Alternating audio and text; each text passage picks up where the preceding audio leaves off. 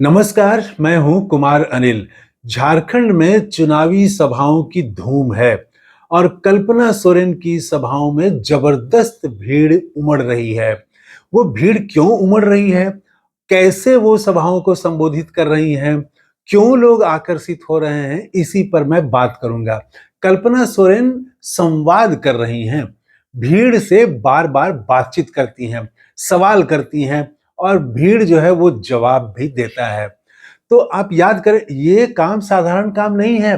भीड़ से बुलवा देना, आप सवाल करें और भीड़ जवाब दे, ये तो एक खास संबंध होने पर ही भीड़ ऐसा जवाब देती है।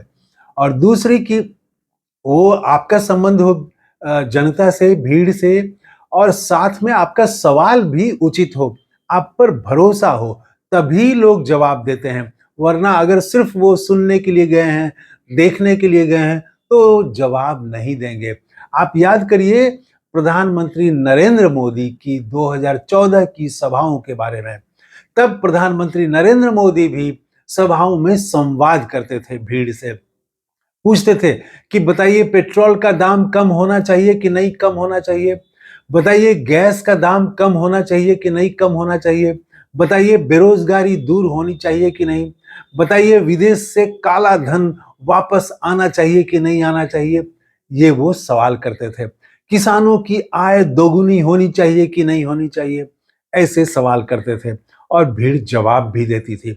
लेकिन अब प्रधानमंत्री नरेंद्र मोदी ऐसे सवाल अपनी सभाओं में नहीं कर रहे हैं।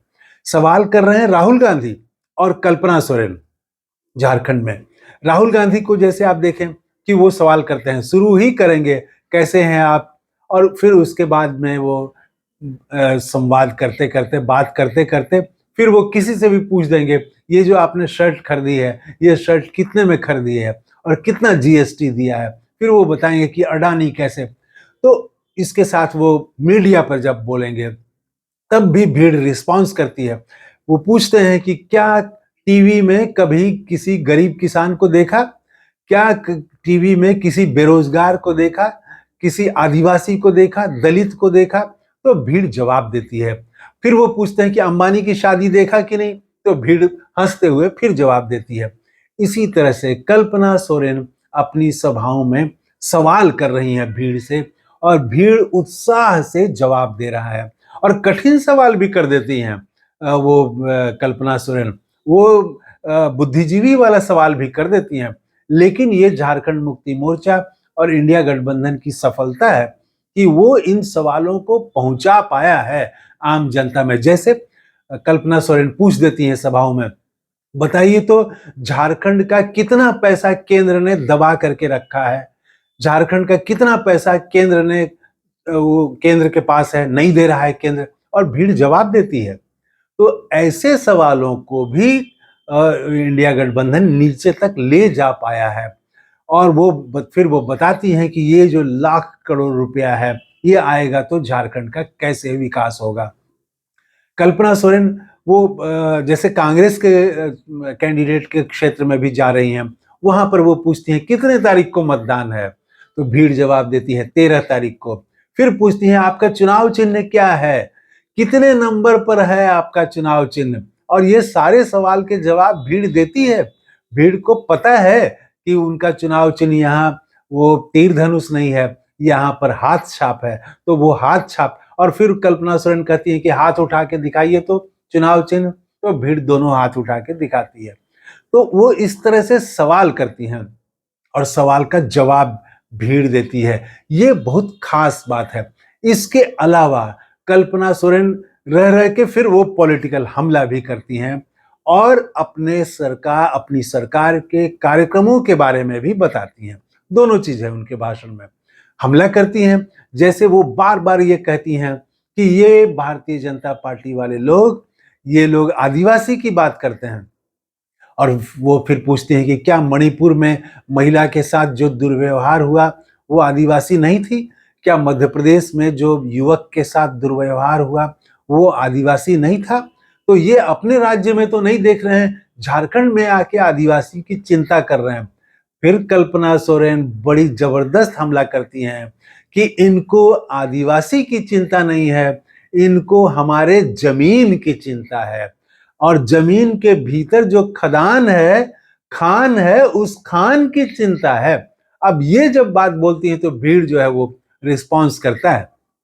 फिर इसके साथ ही वो झारखंड सरकार की, हेमंत सरकार की वो जो कल्याणकारी योजनाएं हैं, इसकी बात करती हैं। और सबसे ज्यादा ताली तब बजती है जब वो कहती हैं कि दिसंबर आने वाला है और दिसंबर से अब 2,500 रुपया हर मैया को मिलेगा, तब काफी तालियां बजती हैं। तो वो भीड़ से संवाद करना और भीड़ को जोड़ लेना, एक तरफा संवाद नहीं कर रही हैं वो, एक तरफा भाषण नहीं है कल्पना सोरेन का। इसीलिए उनकी सभाओं में लोग जा रहे हैं, भीड़ उमड़ रही है। आज उन्होंने कहा भी, और उनकी सभाओं में काफी भीड़ आ रही है, और कहा कि ये जो भीड़ है, आप जो आए हैं, आपको बस से ढोके नहीं लाया गया है, आप खुद से आए हैं। जो वो उनका इशारा था भारतीय जनता पार्टी की तरफ। और जेएमएम ने आज एक फोटो भी शेयर किया है जिसमें प्रधानमंत्री की सभा के लिए और भाजपा की सभा के लिए बगल के बंगाल से एक बस आई हुई है, उसमें पुरुलिया बंगला में लिखा हुआ है, वो शेयर किया है, जेएमएम ने ट्विटर पर शेयर किया है। तो वो कल्पना सोरेन ये बताती हैं कि ये जो लोग हैं, ये सारे लोग खुद से आए हुए हैं। तो वो ये उनके भाषण में कई चीजें ये देखने को मिलती हैं। पहले तो संवाद करती हैं, दूसरा हमला करती हैं बीजेपी पर, घेरती हैं, और तीसरा वो खुद के जो इंडिया गठबंधन की सरकार के जो कार्यक्रम हैं उसको वो उसके बारे में बताती हैं, और कुछ नारे भी लगवाती हैं। और वो जैसे कार्यकर्ता नारे लगाते हैं कि आपका विधायक कैसा हो, तब लोग वही नारा लगाते हैं जो वहां का कैंडिडेट है। आपका मुख्यमंत्री कैसा हो, तो वो फिर हेमंत सोरेन जैसा हो। और वो फिर वो भी नारा लगाती हैं कि हम झारखंड में दोबारा हेमंत सरकार चाहिए, तो ये भी पब्लिक जो है ये भी नारा लगाती है। तो नारे भी कभी वो कार्यकर्ता की तरह बोलती हैं कल्पना सोरेन, नारे लगाती हैं, नारे लगवाती हैं, और कभी तो सुलझे हुए नेता की तरह वो भारतीय जनता पार्टी पर हमला करती हैं, सुलझे हुए नेता की तरह अपने कार्यक्रमों के बारे में भी जोर दे के बताती हैं। तो कल्पना सोरेन के रूप में झारखंड को एक बड़ी नेता, एक महिला नेता मिल गया है झारखंड को। इस वीडियो में इतना ही। आपने भाषण सुना होगा, नहीं सुना तो वीडियो में देख के आप बताइए कि कल्पना सोरेन की सभाओं में इतनी भीड़ क्यों उमड़ रही है, और उनकी सभाओं में उनके भाषण की खासियत क्या है। तो इस वीडियो में इतना ही। थैंक यू, धन्यवाद, जय हिंद और जोहार।